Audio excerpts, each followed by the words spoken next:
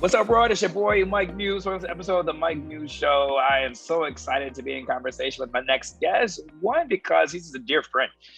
You know how you have good friends who are just doing dope shit? Like, he's one of those people. And I got to be honest, though. I've known Craig for a while. And it's one of those things where we just connected just on really good energy. And I met him in a certain place. It was at the Grammys. And I knew that he was dope because he was a Grammy member, right? And I'm just there. I'm just there to add color to the Grammys. But he legit had a right to be there.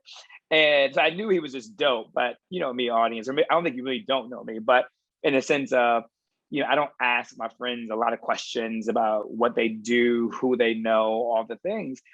And recently I stumbled upon his website. Someone sent it to me very casually.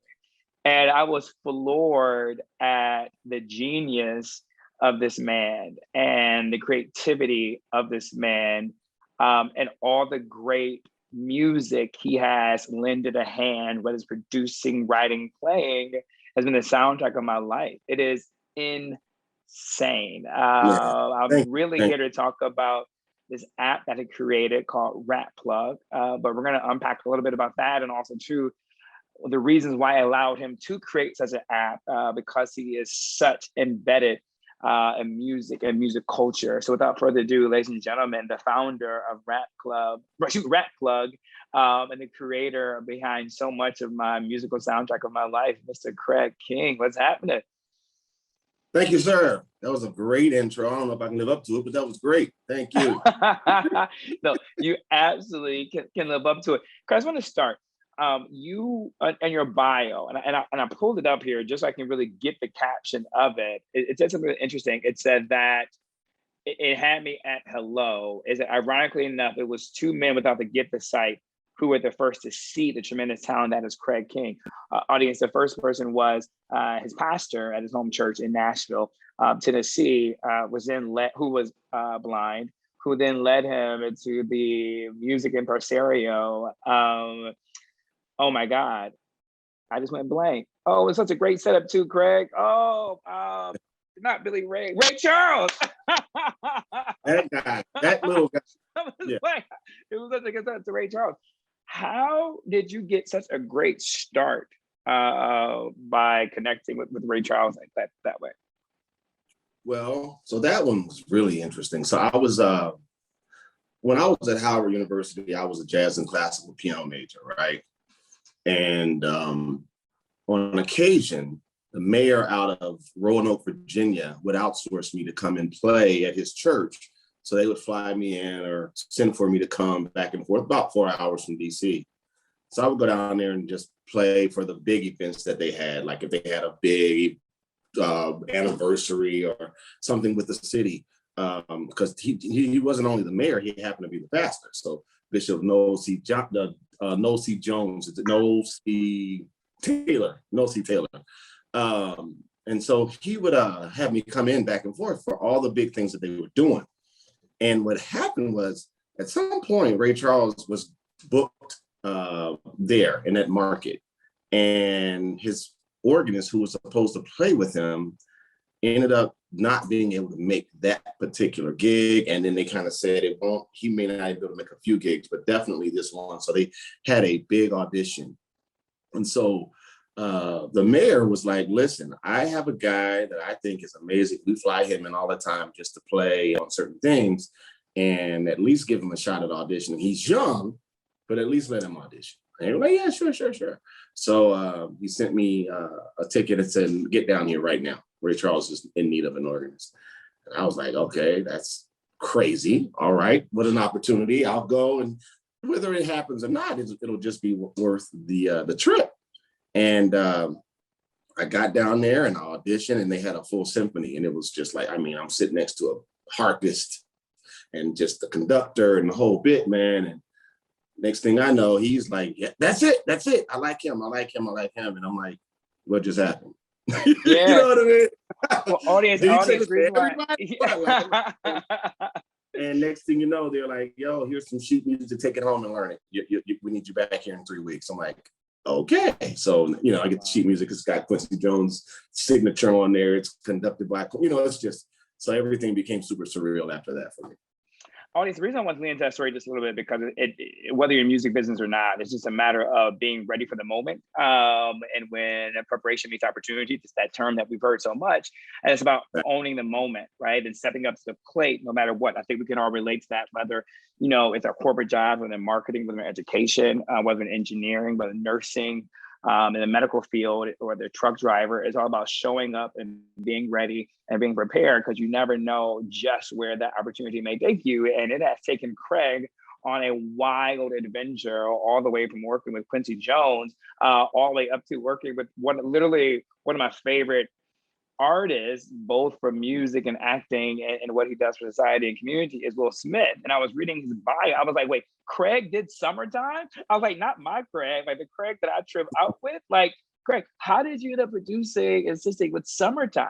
I mean, when I tell y'all, ladies and gentlemen, this man has hits. So let's just go on this discovery. And then we're going to land into a really unique and interesting place. So, like, how did that come about? Well, so let me be really clear. It was the remix to Summertime with Jazzy Jeff.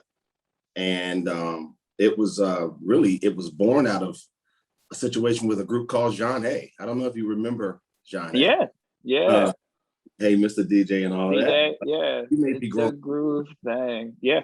But those young ladies, and by the way, shout out to Renee, because I just spoke with her, just a couple of days ago. But those young ladies, I met them at Temple, and they were doing it was a talent show at Temple. And I was just visiting. I always used to go up there and practice on their practice room pianos. And so they had some really good pianos up there in the School of Fine Arts. And so we connected those dots, just kind of hanging out at Temple. And then what happened was Jean Norris of Jeanne played Jazzy Jeff, a demo that I had done with her and my other partner, St. John. And so what happened was she played that for Jeff while I was visiting Nashville, like for a Christmas break or something. And next thing you know, I'm getting a call from them saying, hey man, Jeff really loves your music, and they want to meet you. I'm like, okay. And so I came back to Philly, and the next thing I know, I'm signing a contract with Jeff and Will as producer, with Jeff as co-producer. And that's kind of how we bonded through this company called A Touch of Jazz. Which, since then have produced a ton of amazing music as well. But it was really the beginning of, I would say, when Will turned the corner from the all fun music, it started to shape into a different sound. I would like to think I had a hand in that, because my background was jazz anyway, and gospel and classical and all that. So we were fusing all these different elements together, Jeff and I. And if you listen to that Home Base album, which Summertime was on, you'll hear a whole lot of me in that, because the sound started to shift from the parents just understand sound to this whole other more soulful event. So audience, the reason I want to lean into this, because the app that and the movement really that Craig is creating is called RatPlug. And so what RatPlug does is, amongst other things, it brings you into the experience of music and into the hip hop culture, but more so it's a lot of classroom instructions, like master classroom, behind the scenes, behind the beats. There's a lot of teachable moments that are out there. And for me, the reason I wanted to really focus on the technology aspect of it is because hip hop is the most consumed genre of all times. And the reason why it's probably the most consumed genre of all times is that technology has had a big play on that, with the streaming that we have, and also too the way that technology existing to be able to upload music, be able to create music with a less cost and less budget. So the barrier to music has changed. So technology has changed the barrier to entry, which allows a lot more people who's interested in the genre of hip hop to get involved with it. But then also too, it has allowed it to be consumed the most. And so for the fact that Craig has created this app that puts all this on this place, but again, also teaching moments, these master classes, which are huge right now in our society, it really underscores the importance of it. So Craig is really sitting at this intersection of like consumption and technology and hip hop and music, But because he's able to say that is because of his extensive background in that. And Greg, I don't want to let that moment go by. I want to give it more weight. When you said, when you began to hear this transition of Will, it had something to, you played a big hand in that. Talk to us about that pivot, right? Because we all have our moments where we may need to pivot. We may be stuck in a certain way. We may be stuck in a certain career. We may be stuck in a certain, maybe a degree, and we need to pivot. How did you know that it was time for Will to pivot, and how easy of a transition was he willing to accept this new direction? Well, let me start off by saying, RatPlug, I'm the co-founder. There's another guy named Brandon Chris. He has an amazing story too. At some point, we should have a conversation about Brandon because he's dope. But with Will, I think they knew that it was time to make that pivot, right? Q Harris was the guy that played a huge role in the sound before me. He's just a great person out of England, I believe. Older white guy, had a cool thing going, but it was just very much a safe space. And I think Jeff knew intrinsically it was time to make some changes. And so a lot had happened in music, and hip hop had started changing a lot too. And if you remember, not only was Will doing the fun stuff, but so was Kid and Play and Salt and Pepper and Heavy D. There was a whole lot of fun things happening.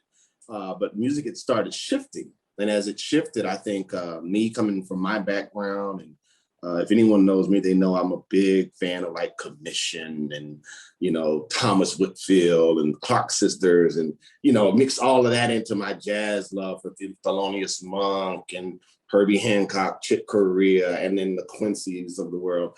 And then, of course, Ray. So all of that was in me too. So I was just kind of bringing what I bring. And to be honest with you, I didn't come in saying, hey, I'm about to change Will Smith. I think they saw me and said, oh, this is the tool we need in the toolbox. You know what I mean? I think you in it, so you're embedded in it. But for me, I love those moments of transition. I love those moments when it's time to turn the corner, when it's time to say, I need to do something a little bit different. That's not easy, right? Easy to keep doing the same, right? What's difficult is being able to pivot and take a chance on yourself and take a chance on a gift. And they always say the greater the risk, the greater the reward, right? And the pivot that Will had actually helped launch him into the stratosphere of kind of where he is. And so for you to be a part of that pivot, it's so monumental. So I wanted to just give that a little bit more breath. This is my first time actually hearing about it myself. So I'm exploring it with you as with that. I want to add a point to that too, because it was definitely a fresh moment for all of us. Yeah, it was very, very new for me. They were already celebrities by the time I met them, but it was still fresh for them because I could see it there were moments where we would, like, for example, when they debuted that record on during the Fresh Prince show, it was the first time that it had ever been done in history, where they debuted an actual music video in the middle of a show. And I remember being in New York at the time, and we were running from radio station to radio station trying to promote the single. And we stopped at one radio station and we convinced them to turn the TV on. They turned the TV on and we watched that moment. And everyone was so excited, Mike, that when we went to the car, we were like drunk, like off of life, because it was a moment, man. Summertime was revealed to the world in the middle of a sitcom by a rapper. You know what I mean? Yeah. Had never been done. So we were all high on life and this new sound and this new moment for hip hop, for the culture. It was fun, Man, but cheers to you for that. I mean, that moment of you guys all leaving for the first time and being drunk off life and being such a monumental moment for hip hop. That's why I couldn't wait to talk to you, and why, as you a co-founder with your other partners here of RatPlug, and why, sometimes people create apps in the tech space about our culture that has nothing to do with our culture. And so for you to be so integrated in culture and culture defining moments, I'm not done yet, audience, but culture defining moments, to actually create an app that is based on our culture is why RatPlug is so successful, along the attributes of your other colleagues here. But I want to talk about two more artists before we get into RatPlug, which is Kanye West and Aaliyah. So with Kanye, yes, folks, Kanye. You had a lot to do with one of my favorite songs before Kanye, when Kanye was Kanye, right? When I love Kanye the most, was Good Life. I mean, talk to us a little bit about, the moments of creating that, right? Like, you got to check out Craig. He has behind the scenes on YouTube of him in the studio when these moments are getting created. Well, that was one of those moments where, again, I wasn't quite sure of the enormity. Ye had not. When I met Ye, he was playing me just demos from the very first record. Like he hadn't even become an artist yet. It was more about production, and that's where we were. But watching him evolve over time, we knew at some point we had to do something together. You know what I mean? And so I'd always hung out with him in the studio, whether we were recording or not, just hanging out. And we had done work with Tip and other people. But when, in fact, Kanye is responsible for me meeting Ludacris, so I always take my hat off to him because I had a lot of records with Luda because of him. But when we got in the studio on the Good Life record, I'll never forget, okay, my phone's ringing, okay.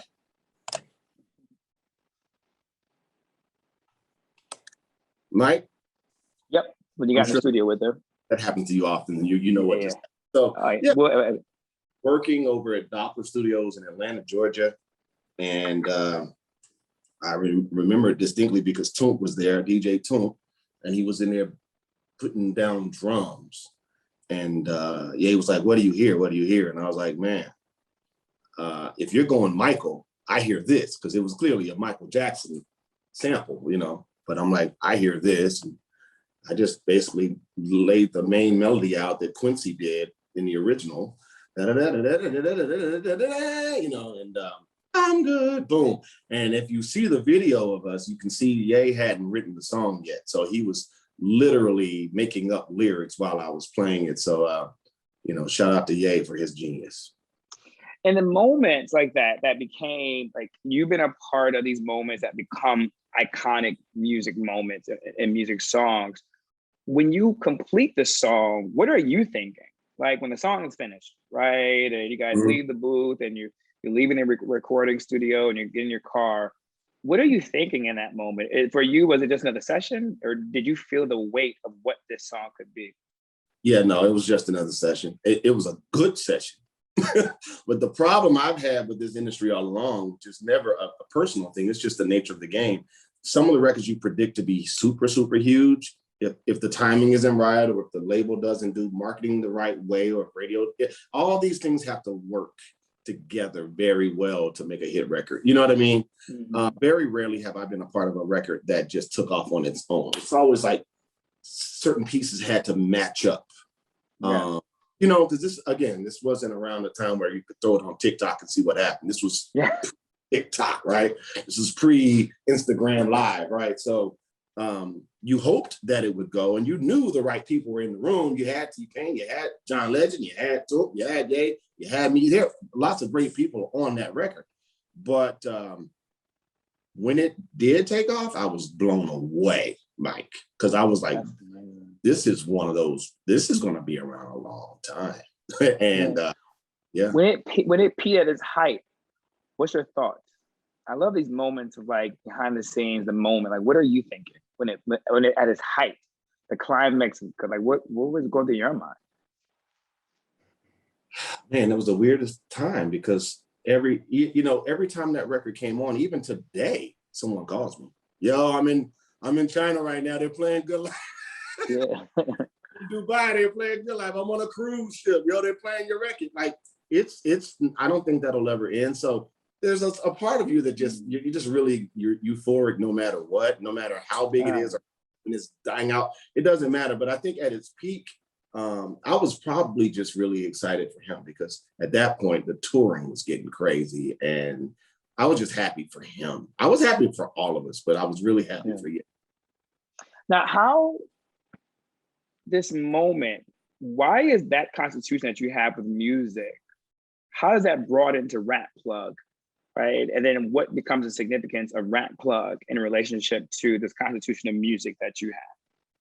Well, the deal is this: RatPlug was for me was really born out of a need I had as a child. I'm from Nashville, man. So I grew up around a whole lot of amazing country music artists and gospel artists, but that wasn't what I wanted to do or be. And so I always wanted to figure out how I could connect the dots to what I wanted from music and why it wasn't in my backyard with such an institution of musicality. Nashville is like hardwired for music. You know what I mean? So why couldn't I find my own agency in that space? And I realized that it just wasn't It wasn't going to be. And so I had to go out and find it. Fortunately, I got a scholarship to music at Howard. And fortunately, when I got there were a lot of people like-minded who wanted to do what I wanted to do. So we all kind of traveled in the same spaces and created subcultures and supported each other on the trains going back and forth to New York to go to all the labels and connect the dots, right? That was kind of the thing. You just go to New York and try to figure it out. But if there had been a New York train line close to Nashville, that's what I would have done. You know what I mean? I just couldn't find it. So what I set out to do was democratize that opportunity, man. I always said, we've got to figure out a way because there were so many super talented people from Nashville who never got the chance to go away and pursue their dreams. So how do we bring that? How do we bring real information, real insight, real monsters from the industry and put them right in their phones? How do we do that? And so technology really assisted us in this process, because for the first time in history, now you can learn from the baddest, the best, the brightest, and have that curated in a really solid marketplace that's very intentional, and you can get what you need without having to waste a ton of money, go all the way to New York, Philadelphia, LA, Miami, Atlanta, and hope that you meet the right person. Hope it's not a scam. You know how it works. You get here and you hear all these great things about a person and you look up to them and then you find out they're not exactly who you thought they were. And so I've really just basically taken my entire Rolodex that I've curated over 30 years and pushed it into an app. And then I took all the people I loved and respected and said, give me your best people too. And let's put them all in an app. And then let's start shooting masterclass after masterclass after masterclass. And let's really give that information back from a real wholesome place. Audience, I want to throw my shoe at Craig if we were in person, because he is speaking to my whole existence. Audience, I know some of you may or may not know, but I actually started my own record label. But because I'm a record label, I was a manager for the music production team. Shout out to my partner, Marcus Collins, where we would do exactly what Craig is doing. Like, we were from Lansing, Michigan, Detroit, Michigan. We didn't have access to New York City. And so we would spend so much of our money that we didn't have, right? Like flying out to New York, flying out to LA, sleeping at friends' couches, renting hotel rooms, rent a car, all the idea of attending a workshop with the idea of hoping to meet someone, to hoping that may lead to something. I spent so much money and time going to like the Grammys before I was actually invited as a real guest, but going out for Grammy week, not even going to the show, but going to all like the writing and publishing workshop that they do every year out there, hoping to meet some people, right? And it's so hard because there's 1,000 other people in that same ballroom hoping to do the exact same thing, and you're fighting for everyone's attention. It's damn near impossible. And so I wish there was something like RatPlug that would have been available for me. It would have made my life, one, much easier logistically. Financially, it would have helped me and my partner out much more. We've been cost saving that we could have invested more into the music and the creation of it. And so this is a gap that you're feeling that it's so needed. And there are so many scams. I'm not going to get into it, but we got scammed at least twice. Where one, we almost got stranded out in New York City. And almost couldn't get by because of these scams. And so we all fall victim to, not we all, but it's easy to fall victim to it. And so what RatPlug is doing, I love how you're saying it's democratizing that space. So for people who are maybe not interested, go ahead, Greg. I want to say this to that point too. And and I know from having been in the industry this long, there are people who are completely legitimate in the industry who are not even good people. Yeah. Let's be honest. Yes. So we're helping you navigate, because sometimes you'll just be chasing a guy that you think is amazing and find out they are amazing in terms of musicality, but they're technically raw. They're messed up.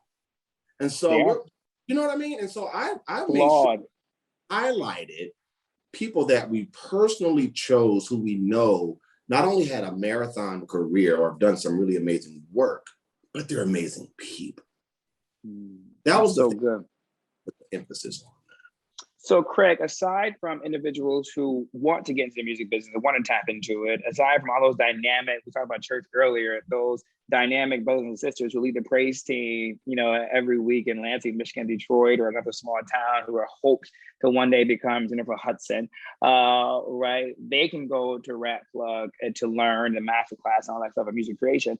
But what is it for people who are just lovers of music? Talk to us about why they should tune in and download RatPlug.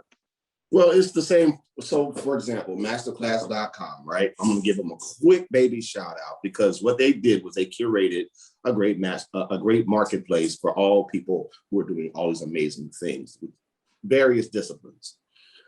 The reason why I like masterclass.com was because I saw Usher was there, I saw Timberland was there, but guess what else I saw? A whole lot of other amazing people that I did not know about. And they did things that I just didn't know were amazing. Opportunities that paid really well, score writers, screenwriters, chefs, the whole nine. RatPlug doesn't want to be everything to everybody, but what it does want to do is highlight great disciplines in the arts, right? So that means not just rap. That means R&B, that means publishing, that means publication, that means PR, that means management, that means agents, that means top DJs, choreographers, if I didn't say it. It means stylists. It means a whole lot of things to the culture. And so if you're on the outside and you just happen to be a music lover, I'm happy for you. But guess what? Most people I've met who love music, they want to know the ingredients inside of that space that gets them so excited. They want to understand what makes that. How did you really make the sausage? And that's what I've learned. I've done sessions all over the world. And when people get an opportunity to just sit in on one, it's almost like they're having a real religious experience or a spiritual moment. Because they're going, I never knew that's how a beat was made. Something that simple. Yeah. I've done these classes with Microsoft, and when we do it, they always laugh. They say, Craig, your classroom. Every time you do one of these classes, we typically do them with someone in tech from agriculture, someone in tech from esports or from gaming, someone in tech from government, and then me. And I'm teaching production, right? And they always say, dude, at the end of the day, your class is always the most packed. But it's because people are so intrigued by watching how beats and the creative process works. So I think that it's a special place for people who don't necessarily think that they care so much about a record, or they may care so much about an artist. They may love Lil Baby, but if you got a chance to hear Lil Baby's manager explain how they do what they do and the grueling schedules and how they think about publishing and how they do splits and all that, I think you'd be intrigued by that. You would, which is why I wanted to do this conversation the way we did it, where I wanted to know, I had palace intrigue of your moment with Will, palace intrigue with your moment with the Kanye, right? I had palace intrigued about the moment of Ray Charles. And as I conclude, I now have palace intrigued over me being from Michigan. I saved the best for last, essentially with Aaliyah, because Craig is credited with producing, writing, and arranging her vocals for the groundbreaking album, 1 in a Million. We don't have much time, but give me something, Craig, a little tidbit that our audience would be surprised to know about that experience, and maybe even the song, 1 in a Million. Well, I'll speak to the sister herself. That's good. I have to go to the human side. I think we've all benefited from the creative, but the human side is what really keeps me going. When people say, man, you talk about Aaliyah a lot, you really do lift her up. It's because of her humanity. It's because of, walking through a mall and her saying, that coat you're wearing ain't going to get it out here. We're getting to get you a bigger. You came from New York. This is Detroit, bro. It's a different kind of cold. Watching a child get lost at a laser tag spot and her saying, hold on, we're in the middle of a conversation, but that little girl is lost and I see her mom. Let me just reunite them real quick and take off and leave us, grab the little girl by the hand, take her over to her mom. And then her mom go, oh my God, thank you. And wait a minute, you're Aaliyah. You know what I mean? And Aaliyah go, yeah, but your girl was lost and I didn't want you to lose. I want to make sure we're connected. That human side of her that said, your family's not out here, bro. And you've been out here for like a couple of days. And it looks like you're going to be here for a lot longer because I'm enjoying working with you. Come to our house today. We're going to make you breakfast. And that kind of humanity is what I live for, because that's the stuff you don't see. And then sitting there with her mom, her dad, her brother, and eating breakfast pretty much every day, and just the vibes of all of that energy that superseded the creative. So by the time we got into the studio, it was on and popping. It was like a family. You know what I mean? Yeah. I use a lot of those lessons when I'm in recording mode with other artists. I carry those kinds of lessons with me. I don't even think they knew they were teaching me. but they were setting a whole different bar for how I moved after them. Craig, you made me just think about something. Because I'm from Michigan, because I'm from the Midwest, I know what that mall experience is like, right? And I know what getting lost in the mall feels like. You having breakfast with Aaliyah and her family, you had the chance to see her not as human, but you had to see her as the young girl she was. How was it for you to recognize her as a young girl, but have the world see her as like this grown woman? Mm. Well, see, I happen to have two younger sisters. So it was interesting to me when I first met her. She was 18, and I was on the phone with my sister, who was, at that point, my mom and dad were preparing to take her to college, right? So I was telling Aaliyah that my sister's about to move into her dorm. So give me a minute. I want to talk to her and give her some game on dorm life, right? And she said, "Oh, your sister's going to college?" I said, "Yes." When you get off.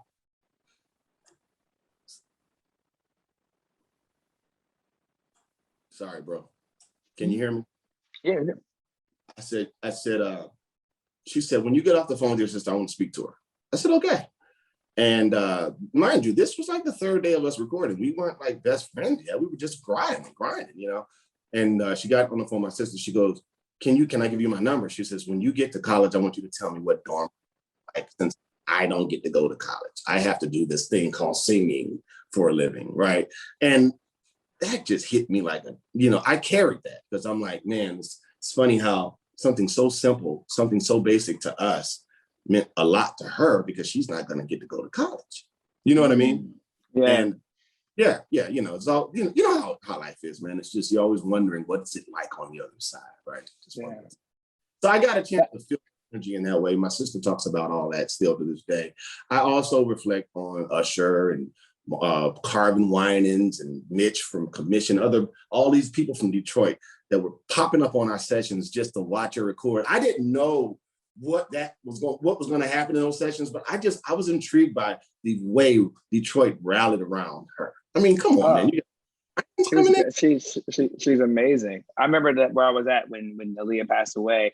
I was in Flint at a nightclub which I should not have been at. And when we got the news, the lights just came on, the club shut down. And not only in Flint, but every club in the state of Michigan, when we got the news, the lights just came on and the music stopped and everyone left. Very powerful. Craig, thank you so much for bringing the human aspect into Aaliyah. Thank you so much for bringing these incredibly behind the scenes moments of the music industry and understanding why we all should pay attention and download RatPlug. It literally is a masterclass, not just on music, but life, because music is a reflection of life. So, Craig, really quickly, how can people get RatPlug?